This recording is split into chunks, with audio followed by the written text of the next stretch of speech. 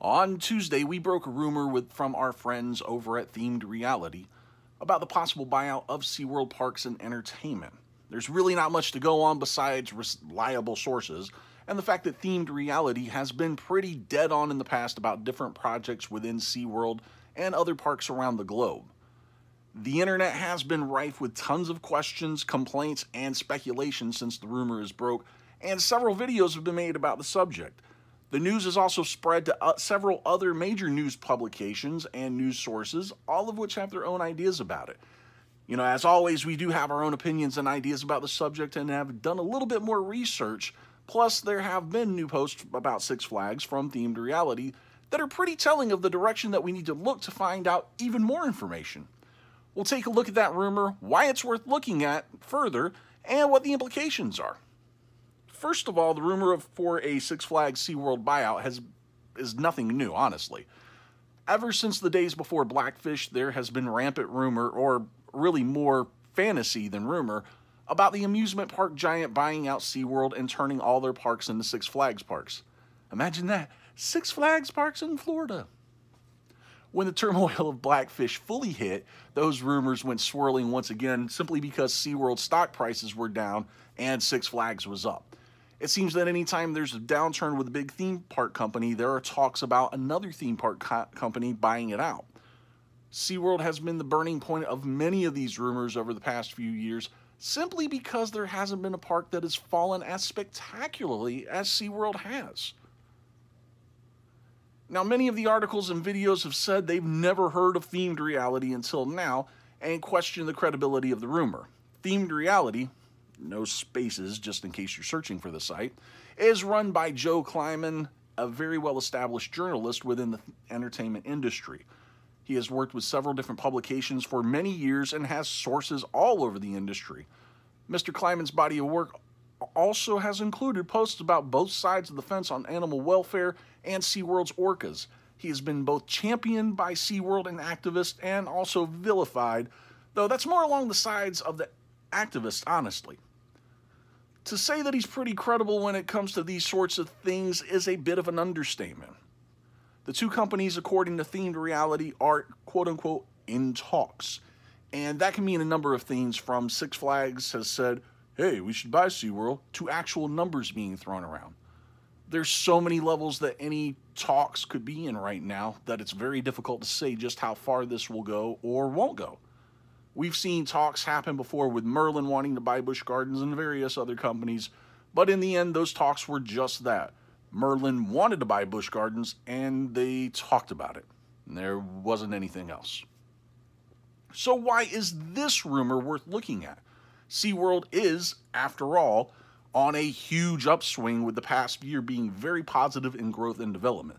They've made big jumps in the past year with increases in attendance and revenue, and are only showing more signs of growth with the inclusion of more and more roller coasters, rides, attractions, and even shows all the way into 2020.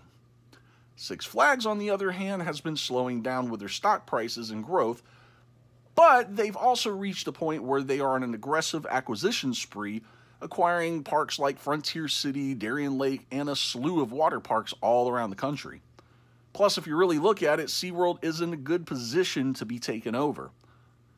While they are still a strong name, they aren't near as strong as they were, say, back in 2009 when Busch Entertainment was purchased by InBev. They are still trying to recover from the damage of Blackfish and the poor decision of former CEOs, including the decision to end orca breeding in the park and the announcement that they will be phasing out the entertainment-based shows. While those were championed by animal rights activists, aka the people that will never go to the park anyway, it really pissed off the core demographic that helped keep SeaWorld from going completely under in the first place, and of course I mean the pass holders. The pass holders felt betrayed by the decisions, and many long-term pass holders gave up their passes. Now, that's something that the company is trying to build up, and it has to a certain degree, but it's not yet to a level where you can consider them completely strong. But it's getting there. Other factors worth looking at is the quote-unquote membership structure that SeaWorld just rolled out company-wide at all of their parks, with the exception being Sesame Place. The new passes resemble the exact same membership passes that Six Flags has been rolling out over the past few years. While it does seem like a very strong business model, there could be something else to it, and it could be that SeaWorld is just preparing its pass holders to transition them into Six Flags passes. You know what? All right, so that seems smarter in my head, but if you do think about it, it does make sense to go ahead and ready your pass holders to take up that type of system, especially if the people who are buying you out have the same system in place. Then, of course, there's the CEO situation at SeaWorld. John Riley has been serving as interim CEO of SeaWorld since Joel Manby left in February. That's a long time to keep a guy as basically the substitute teacher without giving him the job full-time. When asked about it during the third quarter results Q&A session, John Riley responded by saying that it's not a priority at this time. Wait, not a priority? Really? Simply, all talk has really indicated that John Riley would be the permanent CEO, since under his tenure, there's been nothing but positivity happening for the company. And even if he's not the man for the job, which very doubtful at this point, you would think that the company would be actively looking for a new captain to steer the ship. Of course, the reason why it might not be priority is because they might already have a CEO with a new company that's going to buy him out. But how can the buyout happen? How will Six Flags be able to afford it, and why? There has to be something bigger here. And to answer that, all we have to do is look at the latest post by Themed Reality.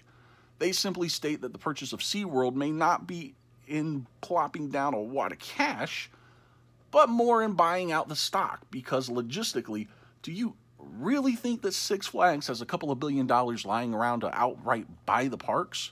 I mean, they might, but imagine what that would do to your parking pass. No, not likely. And that's why all of the acquisitions they've been doing have been more of a leasing of the property, like Darien Lake and the water parks, than outright buying them lock, stock, and barrel. In other words, they are renting the property with the possibility to buy down the road. And that could be the same thing with SeaWorld, only instead of leasing the properties, they're buying the stock with the later option to buy more stock and take over. But what stock? In order to have a controlling share, they'd have to buy out someone that has more than, say, 20% of the stock. And Themed Reality says that, yes, Chinese group Zhonghong has 21% ownership of SeaWorld stock and is in very big trouble with the Chinese government. Now, let's stop a minute here and talk about Zhonghong. And it's a very convoluted story, but the short version of this is that every major business group is controlled ultimately by the Chinese central government. A large portion of the money they make goes to the government, and in turn the government gives them access to money and credit. Zhonghong has been very naughty and has been stiffing people and not paying their bills, and in turn are in a lot of trouble with the central government. The trading of the company has been suspended by the Chinese government, and they, as luck may have it, are the exclusive license holder of the SeaWorld name in mainland China, Hong Kong, Macau, and Taiwan.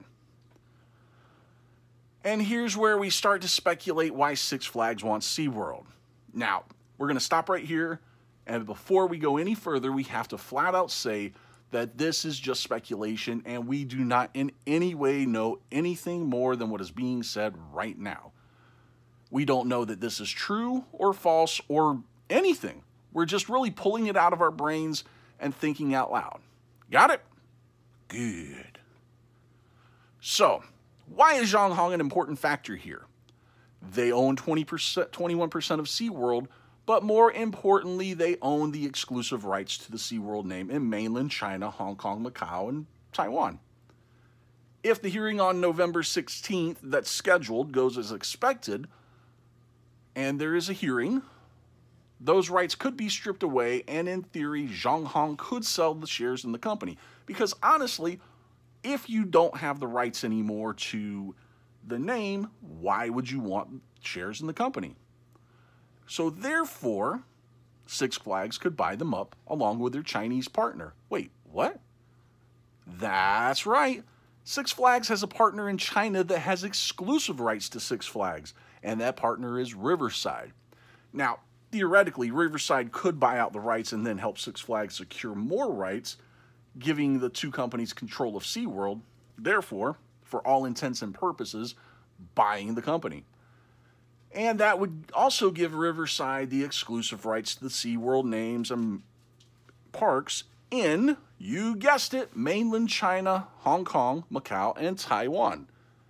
Theoretically. Would it give Six Flags control over the stateside parks? Well, theoretically, yes, especially if the SeaWorld Parks and Entertainment Board agrees to appoint members of Six Flags and Riverside, which honestly they should do because they've done it before with Zhonghong. So, what would become of the SeaWorld parks? Would they all become Six Flags over SeaWorld? I'd have to guess no, and here's why. If you're looking at the play that Six Flags is making, theoretically, it's not really about getting the parks here at all. It seems to be about getting SeaWorld parks in China. Why? China loves SeaWorld. It's a huge name over there, and they love everything having to do with the ocean, and that includes seeing people with killer whales. Now, it would be in the best interest of any parks they hope to build in China to continue to have SeaWorld in Orlando and the rest of the United States as a shining beacon and example of how to run a SeaWorld park. That means that Six Flags would likely leave SeaWorld alone and let them continue to push their brand of entertainment and, most importantly, conservation. SeaWorld, we figure, would be their own brand operating under the Six Flags umbrella. As long as the parks keep bringing in money, they would likely continue to let them do things their way. Let SeaWorld do SeaWorld, because if it ain't broke, don't fix it. Busch Gardens? Well, that's another kettle of fish. Busch Gardens has been the crown jewel for many park chains for years and something they would all love to steal. I could definitely see Six Flags grabbing the two Busch Gardens parks and rebranding them as Six Flags over Georgia. No, not over Georgia.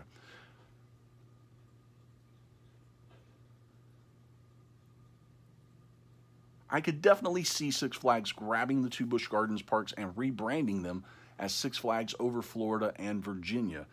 And after that, who knows what will happen. Hopefully they'll look at the two Busch parks and be so overwhelmed by the beauty that they'll be inspired to keep them up and keep them the most beautiful parks in the world. Well, at least Busch Gardens Williamsburg anyway.